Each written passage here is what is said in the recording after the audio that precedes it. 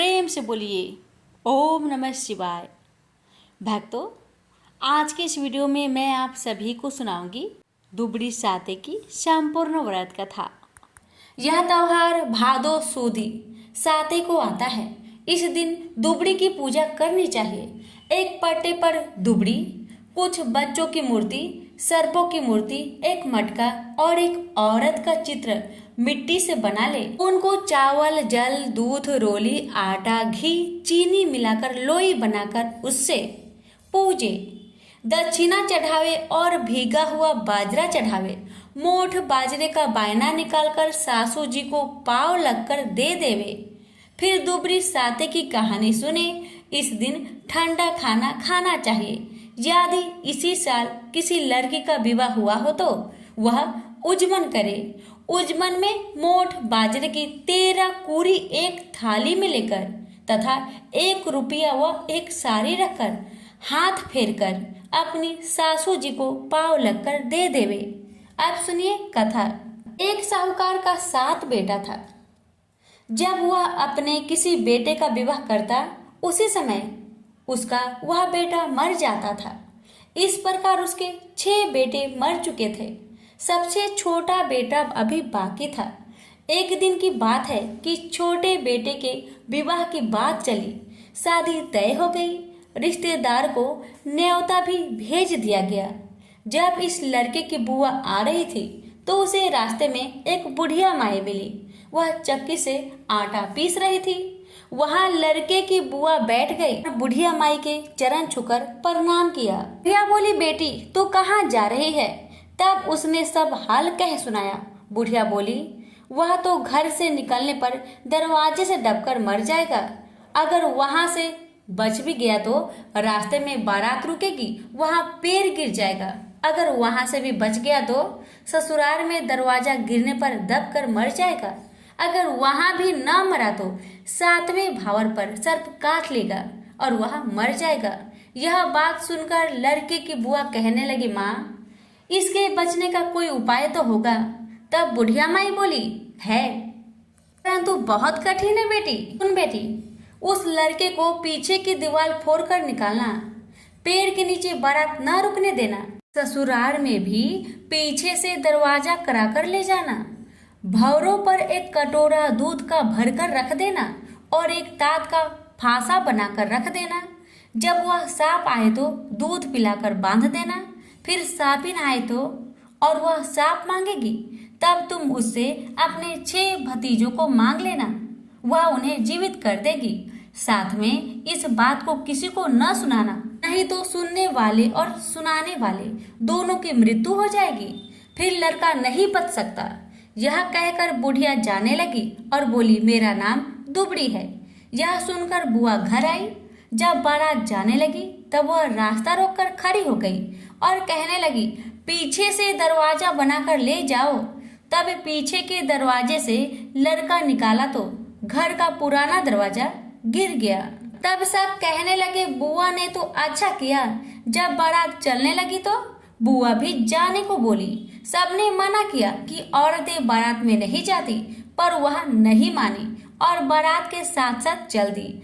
रास्ते में जब बारात पेड़ के नीचे रुकने लगी तो उसने मना किया और दूल्हा को वहां न बैठाकर धूप में बैठाया। दूल्हा के बैठते ही पेड़ गिर गया।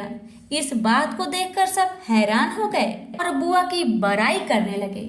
जब बारात वहां से चलकर ससुराल में पहुंची तो वहां भी पीछे के दरवाजे से जाने को कहा और उसकी बात सबने मान ली।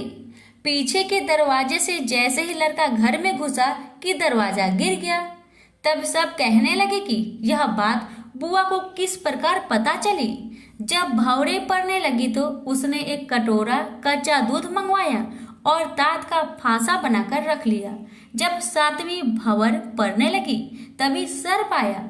बुआ ने सर्प के सामने दूध कर दिया। दूध पीते समय सांप को उसने तात से बांध लिया।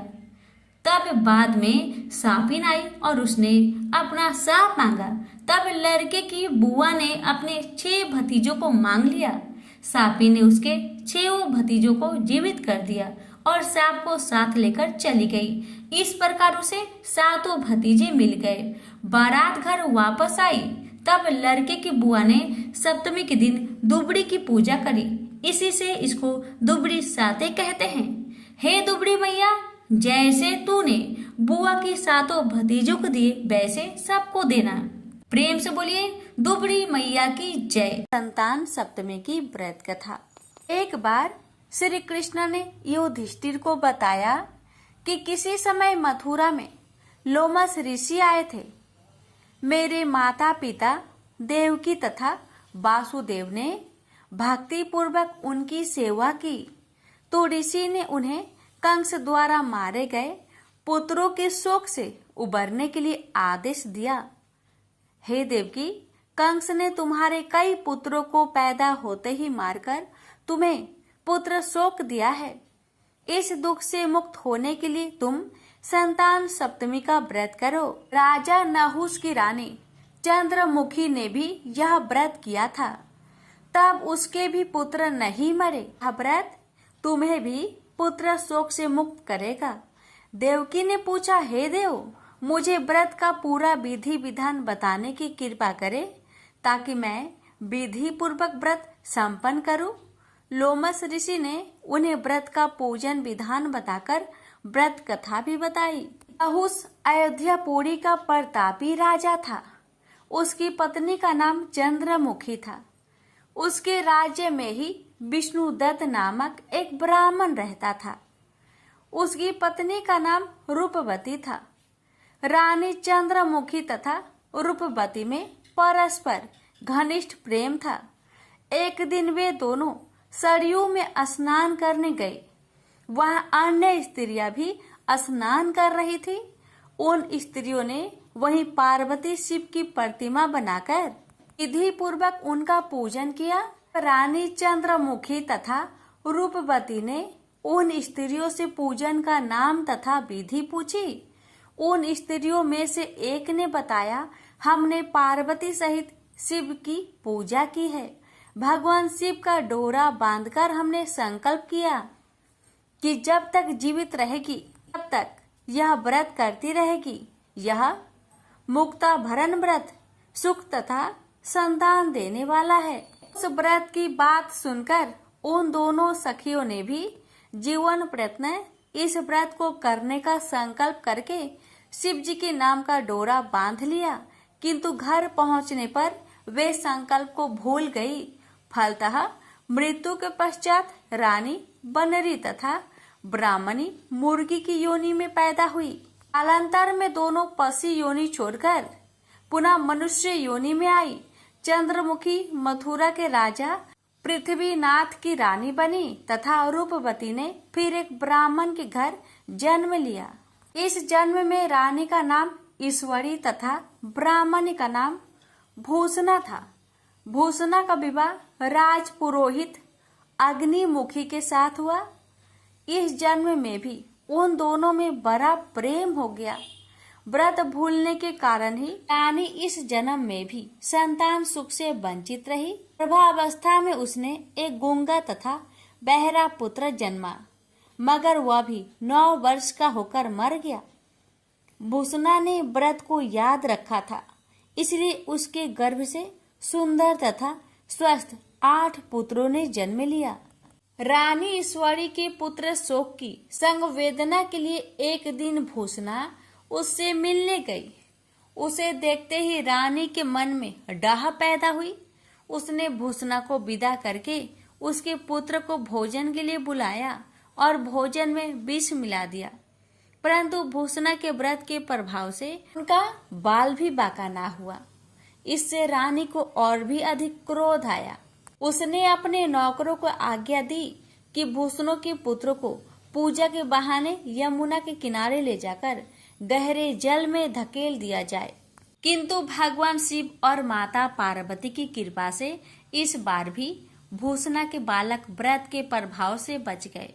परिणामतः रानी ने जल्लादों को बुलाकर आज्ञा दी कि ब्राह्मण बालकों का वध स्थल पर ले जाकर मार डालो, किंतु जल्लादों द्वारा बेहद प्रयास करने पर भी बालक न मर सके।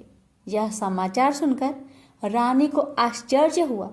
उसने भूषणा को बुलाकर सारी बात बताई और फिर क्षमा याचना करके उससे पूछा कि किस कारण तुम्हारे बच्चे नहीं मर पाए। भूषणा बोली, क्या आपको पूर्व जन्म की बात स्मरण नहीं है? रानी ने आश्चर्य से कहा, नहीं, मुझे तो कुछ याद नहीं है। तब उसने कहा, सुनो, पूर्व जन्म में तुम राजा नहुस की रानी थी और मैं तुम्हारी सखी थी। हम दोनों ने एक बार भगवान शिव का डोरा बांधकर संकल्प किया था कि जीवन पर्यंत संतान सप्तमी का व्रत किया करेंगे, किंतु दुर्भाग्यवश हम भूल गए और व्रत की अवहेलना होने के कारण विभिन्न योनियों में जन्म लेती हुई अब फिर मनुष्य जन्म को प्राप्त हुई हैं। अब मुझे उस व्रत की याद हो आई थी, इसलिए मैंने व्रत को किया। उसी व्रत के प्रभाव से आप मेरे पुत्र को चाहकर भी नहीं मरवा सके। यह सब सुनकर रानी ईश्वरी ने भी विधि पूर्वक संतान सुख देने वाला यह मुक्ता भरण व्रत रखा। तब व्रत के प्रभाव से रानी पुनः गर्भवती हुई और एक सुंदर बालक को जन्म दिया। उसी समय से पुत्र प्राप्ति और संतान की रक्षा के लिए यह व्रत प्रचलित है। संतान सप्तमी व्रत का पूजन भी थी। यह व्रत पुत्र प्राप्ति, पुत्र रक्षा तथा पुत्र अभ्युदय के लिए भाद्रपद के शुक्ल पक्ष की सप्तमी को किया जाता है। इस व्रत का विधान दोपहर तक रहता है। इस दिन जामवंती के साथ श्याम सुंदर तथा उनके बच्चे सांब की पूजा भी की जाती है। माताएं पार्वती का पूजन करके पुत्र प्राप्ति तथा उनके अभ्युदय का वरदान मांगती है। इस व्रत को मुक्ता भरण भी कहते हैं। व्रत करने की विधि: प्रातः स्नान आदि से निवृत्त होकर स्वच्छ वस्त्र पहने, दोपहर को चौक पूरकर चंदन, अक्षत, धूप, दीप, नैवेद्य, सुपारी तथा नारियल आदि से शिव पार्वती की पूजा करें। इस दिन नैवेद्य भोग के लिए खीर, पूरी तथा गुड़ के पुए रखें। रक्षा के लिए शिव जी को डोरा भी अर्पित करें। इस डोरे को शिव जी के वरदान के रूप में लेकर उसे धारण करके व्रत कथा सुने। प्यारे भक्तों, अब आइए श्रवण करते हैं सभी व्रतों में सुनी जाने वाली गणेश भगवान की व्रत कथा और इसके साथ ही श्रवण करेंगे कथा के बाद सुनी जाने वाली लापसी तपसी की कथा। इन कथाओं को सुनकर अपना व्रत को पूरा करें। आइए पहले सुनते हैं गणेश भगवान की कथा। एक समय की बात है, एक भाई बहन रहते थे। बहन का नियम था कि वह अपने भाई का चेहरा देख ही खाना खाती थी। हर रोज वह सुबह उठती थी और जल्दी जल्दी सारा काम करके अपने भाई का मुंह देखने के लिए उसके घर जाती थी। एक दिन रास्ते में एक पीपल के नीचे गणेश जी की मूर्ति रखी थी। उसने भगवान के सामने हाथ जोड़कर कहा कि मेरे जैसा अमर सुहाग और मेरे जैसा अमर पिहर सबको दीजिए। यह कहकर वह आगे बढ़ जाती है। जंगल के झाड़ियों के कांटे उसके पैरों में चुभा करते जाते थे। एक दिन भाई के घर बहन पहुंची और भाई का मुख देखकर बैठ गई तो भाभी ने पूछा, पैरों में क्या हो गया है? यह सुनकर उसने भाभी को जवाब दिया कि रास्ते में जंगल के झाड़ियों के गिरे हुए कांटे पाँव में चुभ गए हैं।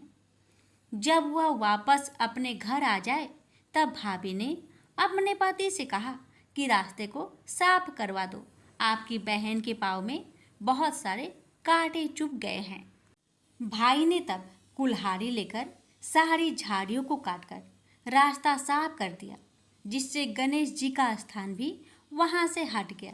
यह देखकर भगवान गुस्सा हो गए और उसके भाई के प्राण हर लिए।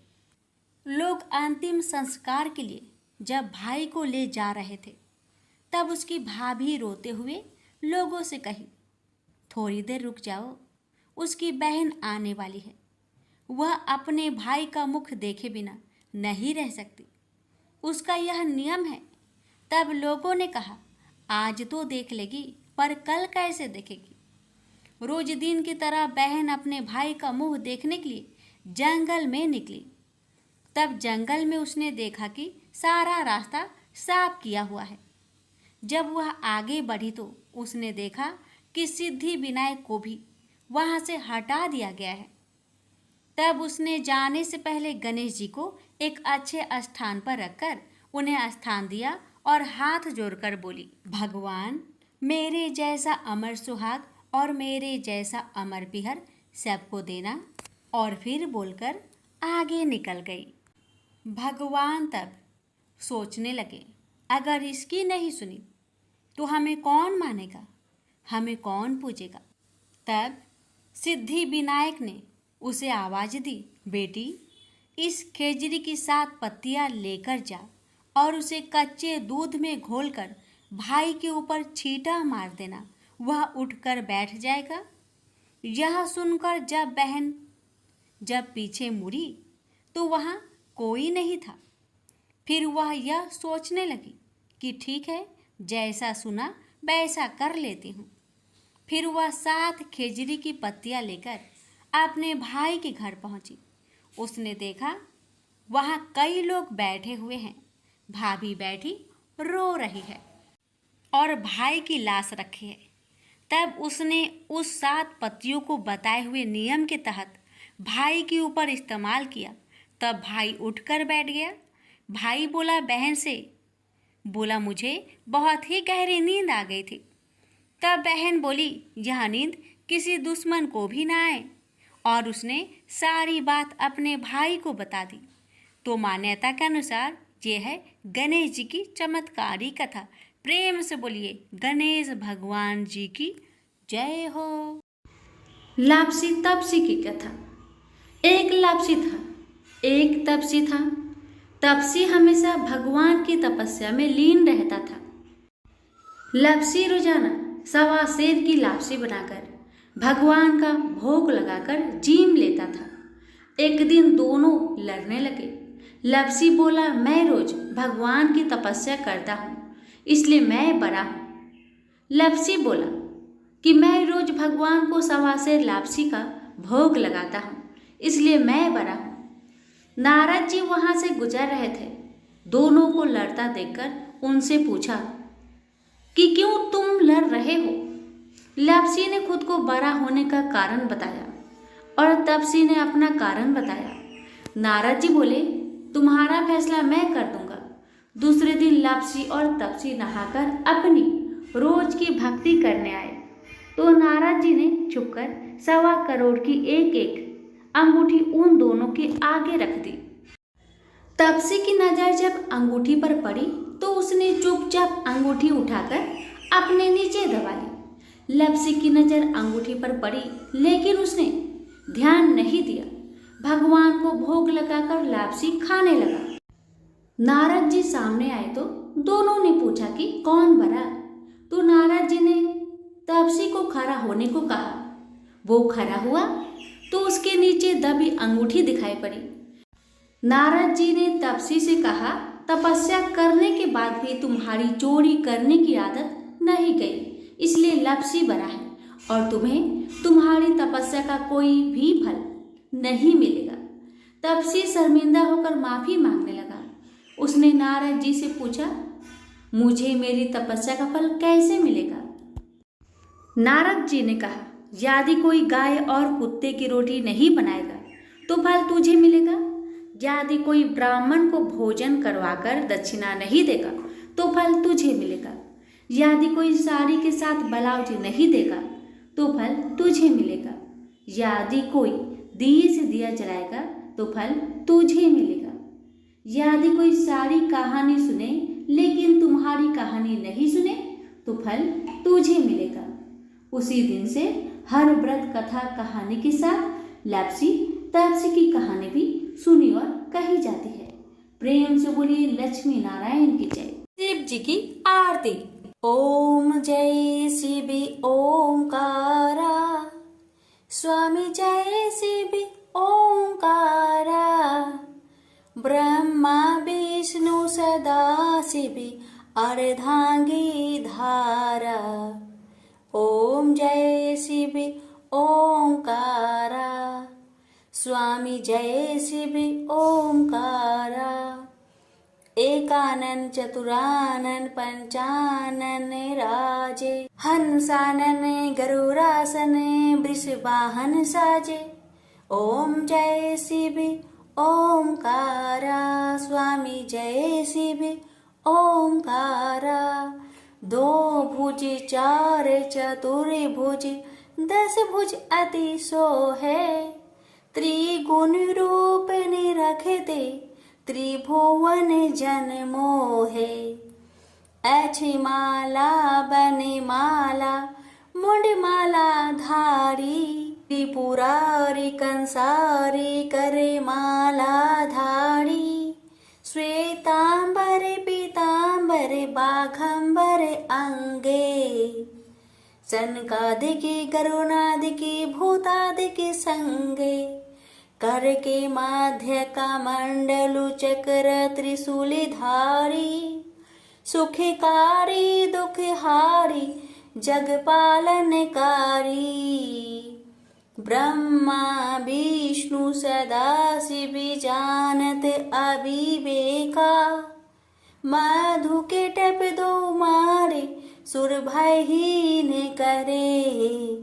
लक्ष्मी व सावित्री पार्वती संगा। पार्वती अर्धांगी शिव लहरी गंगा। पर्वत सोहे पार्वती शंकर कैलासा। भांग धतुर का भोजन भस्मी में बासा। जटा में गंग बहत है गल मुंडन माला। शेष नाग लिपटावत ओढ़त मृगी छाला। काशी में विराजे विश्वनाथ नंदी ब्रह्मचारी। नीत उठ दर्शन पावत महिमाति भारी। त्रिगुण स्वामी जी की आरती जो कोई नरे गावे। कहत शिवानंद स्वामी मनवांछित फल पावे। ओम नमः शिवाय। हर हर महादेव। माता पार्वती की जय।